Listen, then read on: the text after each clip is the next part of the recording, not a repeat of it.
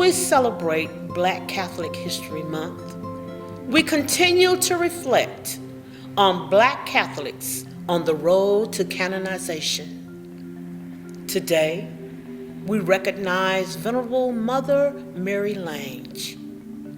Few details are known about the early life of Elizabeth Lange. She was born around the year 1784 in Cuba, although, as she said, she was French to her care. She immigrated to the United States in 1808, and after living a few different places, settled in Baltimore. She found a home among several French-speaking Catholics, many of whom had fled Haiti because of the revolution, just as Venerable Pierre Toussaint had done.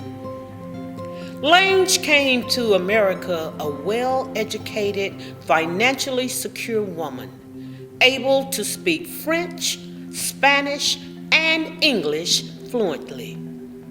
She was shocked to find that Black children had no free education in this country. And so, with the help of a friend, she opened a school out of her home. A Sulpician priest named Father James Joubert saw their efforts and asked that they would start a school for girls of color. They did not hesitate, and soon these two women felt called to give their life to Christ as religious sisters and spend the rest of their lives teaching. However, at that time, there was no convent in America willing to take women of color. Father Joubert encouraged Lange and three of her friends to consecrate themselves to Christ and to work for God. And in 1829, with God's help and Father Joubert's guidance, they founded the Oblates Sister of Providence, the first successful congregation for African American women in the United States. These sisters dedicated themselves to caring for all those in need, especially to students, orphans, and widows, the sick, and those in spiritual need.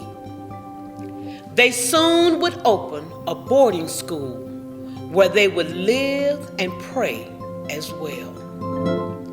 Famously, in 1832, when Baltimore was faced with a horrible cholera epidemic, when most people fled the city, Lange and her sisters stayed to care for the sick.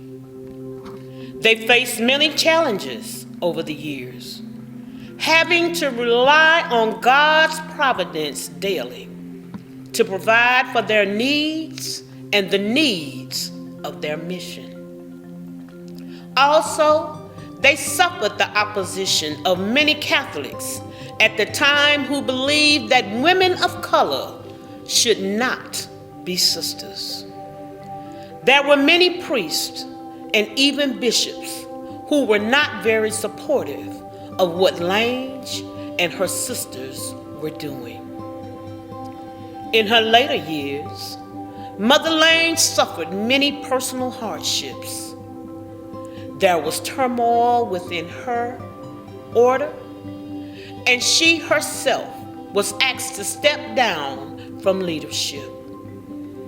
This was very painful for her, but she was always open to God's providence and obedient to God's call.